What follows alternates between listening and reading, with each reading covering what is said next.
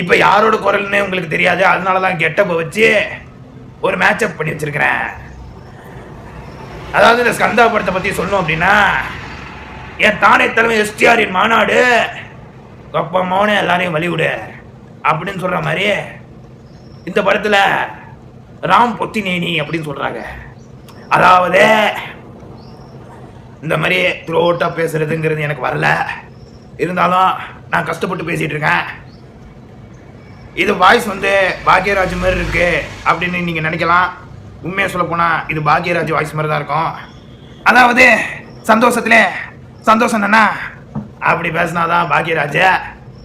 இந்த மாதிரி இழுத்தடிச்ச மாதிரி பேசுறது ஸ்கூல் சுரேஷ். பார்த்தீங்களா? கோல் இல்லை ஸ்கூல். அதாவது இந்த ஸ்கந்தா திரைப்படத்தை யார் இயக்குனா அப்படின்னு பார்த்தீங்க அப்படின்னா